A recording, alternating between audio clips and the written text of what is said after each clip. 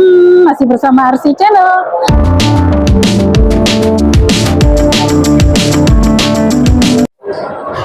Masih di mall nih ya teman-teman. Cari tempat yang jauh dari itu layar kaca yang besar itu. Sebenarnya kalau ngomongin kerja di Arab, itu tuh aku tuh banyak sekali traumanya ya teman-teman. Karena aku di Arab itu 9 tahun dan jarang banget dapat majikan yang baik ya. Pernah aku itu dapat majikan yang laki-lakinya itu polisi, yang perempuannya itu kerja di rumah sakit, punya anak dua, umur 2 tahun sama umur setahun, baru bisa jalan gitu ya. Yang laki-lakinya ini galak banget, masya Allah ya.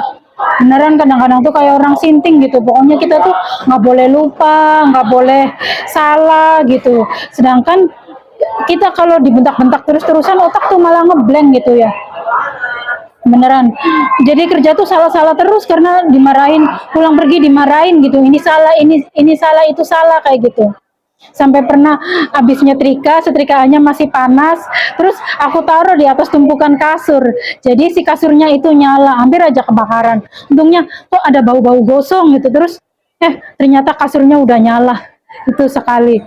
Terus pernah nyebokin anak tuh dianya teriak-teriak terus, cepetan dingin katanya, anak saya nanti kedinginan, nyebokinnya jangan lama-lama, nanti anak saya pantatnya kedinginan, cepetan sampai aku buka keran, terus pantat anaknya tuh kena air panas yang dari keran itu karena akunya nggak ngecek dulu airnya kepanasan atau enggak gitu.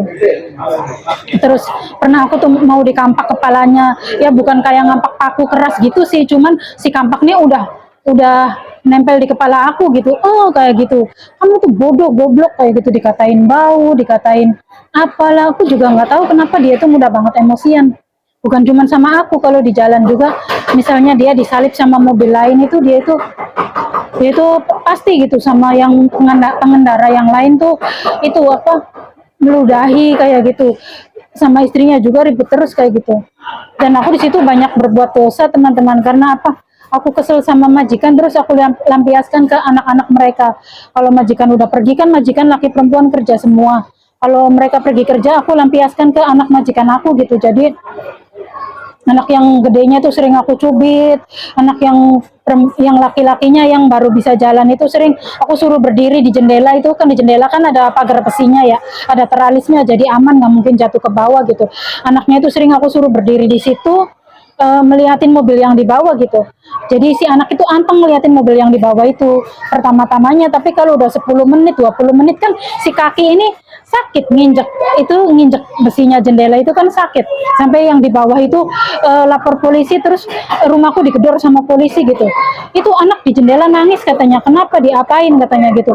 Terus aku bilang, maaf aku tinggal nyuci toilet, dianya naik ke jendela nggak bisa turun, aku bilang gitu. Padahal aku yang naruh di situ biar kerjaanku beres dulu gitu.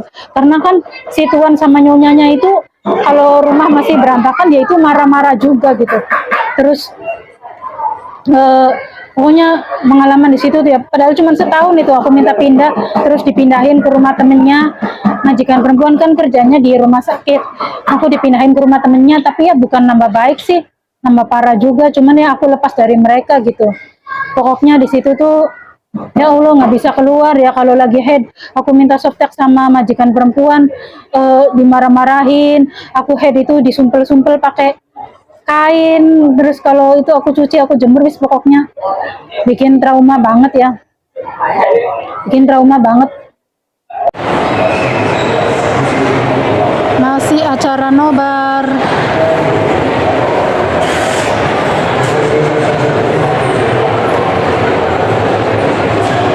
Nah seperti ini suasana penonton.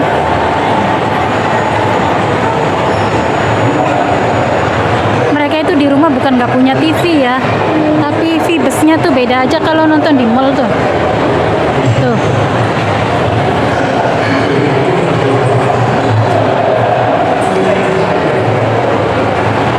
Ramai sekali guys.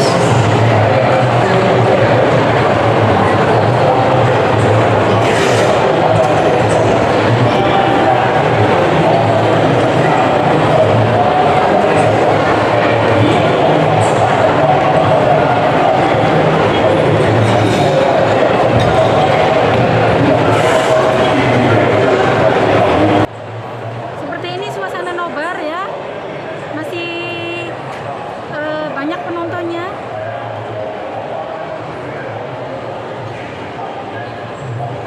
Sesengsaranya aku di Hong Kong itu nggak sesengsara aku di Arab ya teman-teman. Jadi di Arab tuh aku melanjutkan cerita yang tadi. Setelah pindah dari majikan yang itu, aku tuh di rumah temennya tuh malah makin parah gitu. Sama majikan laki-lakinya tuh suka dijodoh-jodohin sama temen-temennya gitu. Aku tolak yang ini, nanti temennya datang lagi dijodohin lagi. Mau nggak kamu sama yang ini gitu. Sampai aku tuh kerja tuh nggak nyaman banget gitu. Udah gitu anaknya yang laki-laki yang perjaka yang sulung itu, kalau kan rumahnya kamarnya di atas rooftop. Kalau aku mau ngadek-adeknya di atas rooftop tuh dia tuh suka meraba-raba gitu. Terus kalau akunya berontak gitu, akunya melawan, itu ditakut-takutin sama monyet. Dia punya monyet kecil gitu, lincah banget. Pokoknya di situ aku pun cuma beberapa bulan terus aku minta pulang ke Indonesia. Dan anehnya waktu aku pulang itu aku dianterin sama majikan asliku, majikan yang galak itu loh. Dia yang nganterin aku ke airport. Terus aku kan sepanjang jalan nangis terus karena di majikan yang kedua aku tuh dibayarnya asal-asalan, terserah mereka gitu. Katanya di rumah aku tuh nggak ada kerjaan, jadi kamu sebulannya segini ya katanya. Jadi pokoknya ngasal banget bayar aku tuh kayak nggak ikhlas banget gitu. Karena merekanya siang malam kan ribut terus, berantem terus suami istri tuh. Jadi tuh kita mau kerja apa gitu, sedang perang di dalam rumah gitu kan. Nah bilangnya di rumah nggak ada kerjaan, jadi kamu aku bayar sekian. Jadi aku tuh nangis terus ya sepanjang perjalanan. Majikan laki-laki tuh haru kayaknya, terus dia tuh ikutan sedih gitu loh, yang galak itu, yang kalau di rumah kalau malam kan dia suka bercanda-canda sama anak-anaknya gitu ya. Terus kan dia polisi tapi polisinya tuh kadang-kadang dia mau berangkat kerja paginya tuh entah nyesep di mana gitu karena semalamnya buat mainan dia sama anak-anaknya gitu. Ngamuknya tuh ke aku, mana topiku, mana topiku. Aku bilang emangnya kamu topi cuma punya satu. Itu kalau aku ngomong jawab gitu ya, dia makin emosi.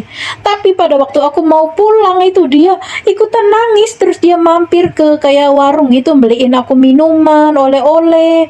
Orangnya sih ada baiknya juga, dianterin aku sampai ke bandara. Ini mau pulang karena udah jam 8. Udah lapar juga, tapi tentunya tidak akan makan di sini ya.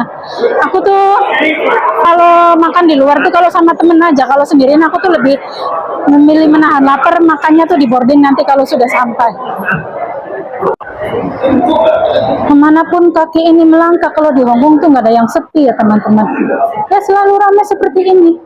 Ini pemandangan aku keluar dari mall itu ya. Mau ke mall ini ya teman-teman.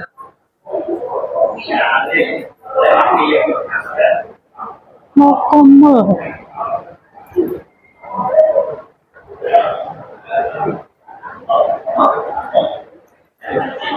Baiklah teman-teman, mungkin videonya saya cukupkan sampai di sini dulu ya.